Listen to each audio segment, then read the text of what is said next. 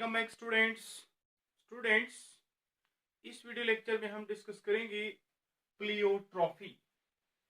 क्या होता है प्लियोट्रॉफी, इसकी क्या जेनेटिक बेसिस हैं, उसको हम स्टडी करते हैं।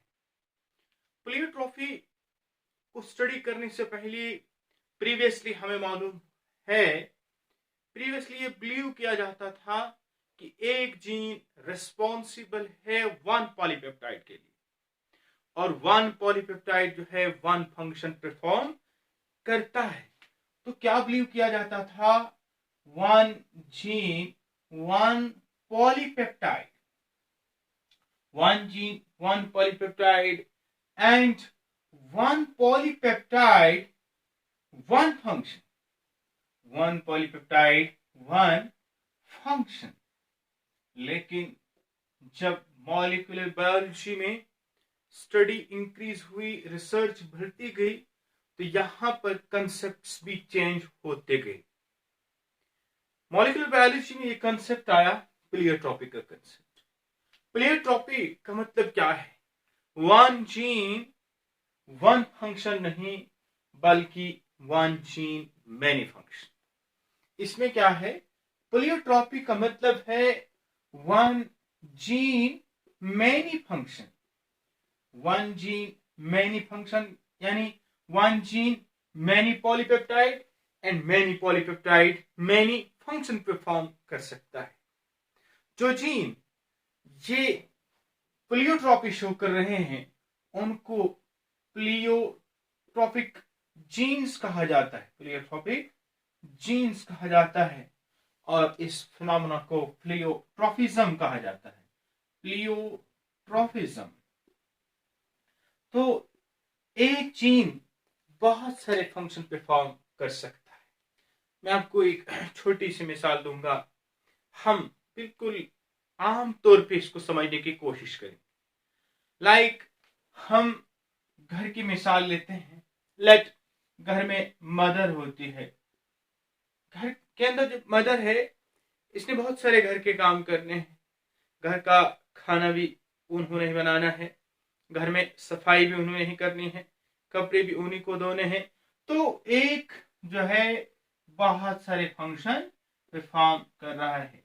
One man is performing the different function.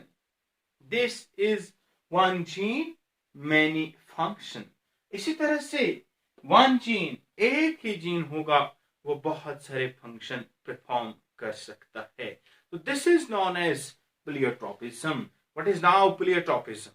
Previously it was believed that one gene form one polypeptide and one polypeptide perform one function. But there are the number of the genes which perform number of the function. It means one gene can perform more than one function. Those genes which shows this type of the phenomena are known as pleiotropic genes and the phenomena is known as pleiotropism, उसको कहा जाता है।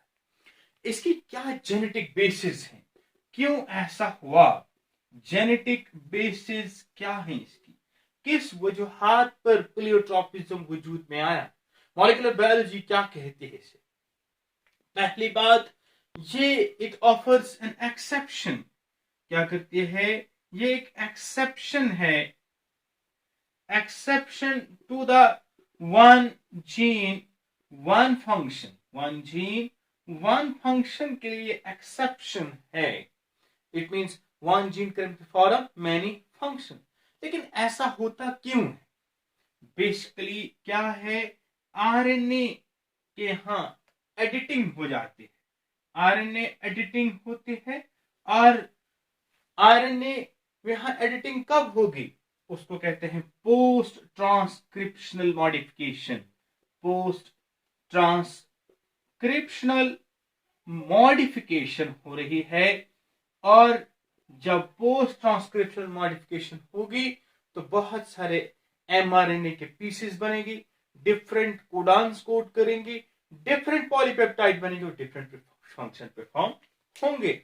इसको हम ऐसे समझ सकते हैं, मान लीजिए ये एक सेल है, सेल का ये मान लीजिए न्यूक्लियस है और इसके अंदर क्या हो रहा है, ये जो हमारे पास इसका डीएनए है, मान लीजिए दिस इज द जीन, ये जीन जो है, इस जीन से क्या बन गया, डीएनए से जब आरएनए बनता है उसको क्या कहा जाता है, दिस इज एमआरएनए। डीएनए से जब आरएनए बनता है तो इस प्रोसेस को कहते हैं ट्रांसक्रिप्शन। ये प्रोसेस है ट्रांसक्रिप्शन। तो क्या हमने बताया, पोस्ट ट्रांसक्रिप्शनल मॉडिफिकेशन, जीन तो उतना ही है, डीएनए उतना ही है, लेकिन जब एमआरएनए बना, एमआरएनए को अब ट्रांसक्रिप्शन होने के बाद कुछ मॉडिफिकेशन होंगी, और वो मॉडिफिकेशन कहां होंगी, जब आरएनए से प्रोटीन बनना होता है, उस प्रोसेस को ट्रांसलेशन कहा जाता है। तो ट्रांसलेशन के दौरान बहुत सारी चेंजेस, और ट्रांसलेशन होने के लिए क्या चीज हो जाती है, यानी with the help of the translation what we get the proteins. ये डिफरेंट स्टेप्स हैं सेल के न्यूक्लियस के अंदर। डीएनए से RNA, it is the transcription, and RNA to the protein, it is the translation.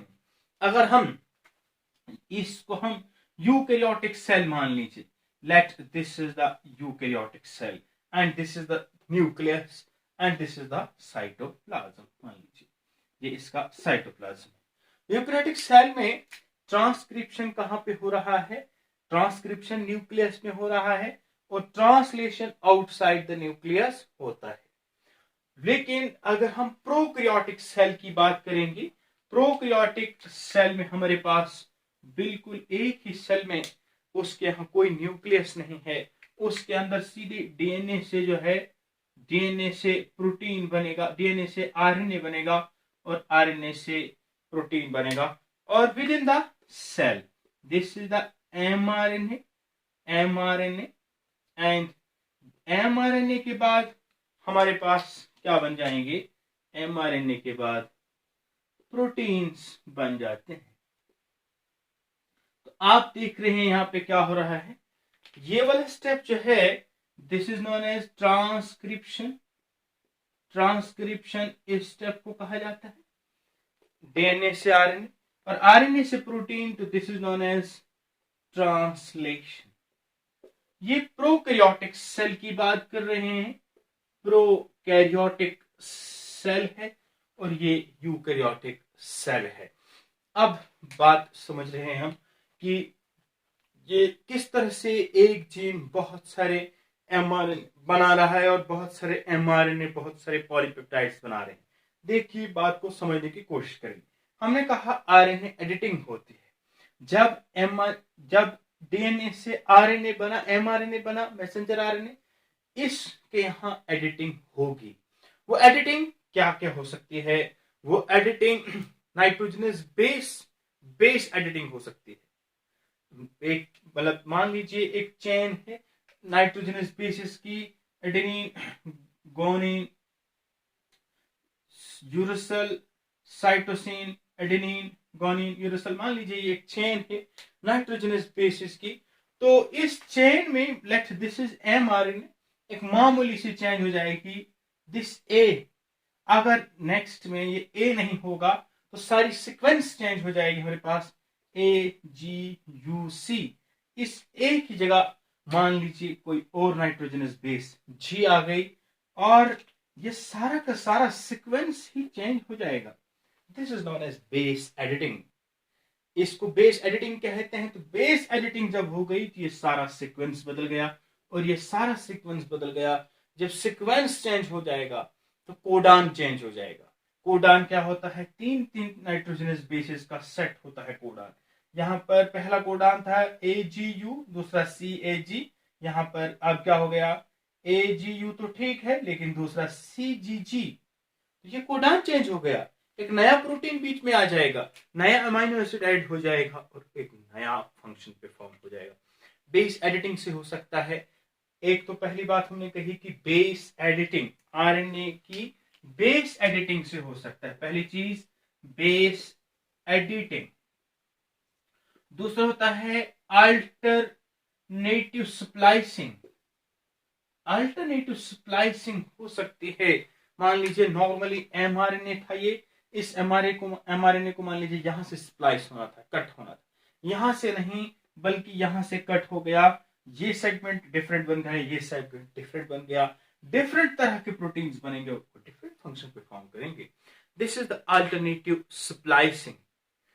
तीसरा पॉइंट हो सकता है actual splice site, actual splice site is ignored, actual splice site is ignored, actual splice site पे splice नहीं होगी, cut नहीं होगा, एक नई चीज सामने आ जाएगी, उस वक्त भी डिफरेंट पॉलीपेप्टाइड बन सकते हैं और डिफरेंट फंक्शन परफॉर्म हो सकते हैं।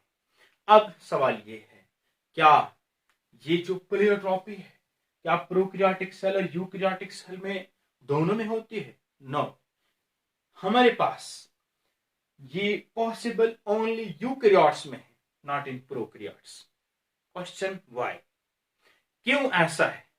क्योंकि जो आप प्रोकैरियोटिक सेल की बात कर रहे हैं इसमें न्यूक्लियस नहीं है, तो जेनेटिक मटेरियल साइटोप्लाज्म में है, तो दोनों प्रोसेस ट्रांसक्रिप्शन और ट्रांसलेशन साइटोप्लाज्म के अंदर हो रहे हैं, तो so there is no chance. ये ऐसी बात नहीं है कि एमआरएनए को न्यूक्लियस से निकलकर साइटोप्लाज्म में जाना है तो वहां जाते जाते बहुत सारे चेंजेस हो सकते हैं, जब ऐसा ही नहीं। So this pleiotropy is not seen in the prokaryotes.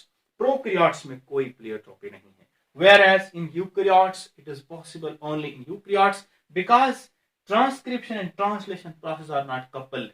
That means transcription nucleus के अंदर हो रहा है और translation it occurs outside the nucleus, that is within the cytoplasm. Different examples हैं प्लेयोट्रॉपी की।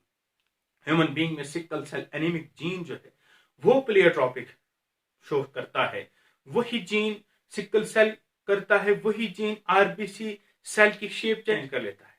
इसी तरह से बात करते हैं ड्रोसोफिला, ड्रोसोफिला में भी एक ही जीन जो है आई का कलर मेंटेन करता है, वही बैलेंसर, वही फर्टिलिटी, वही लॉन्गिविटी, ये तमाम फंक्शन एक ही जीन परफॉर्म करता है। This is all about the pleiotropy.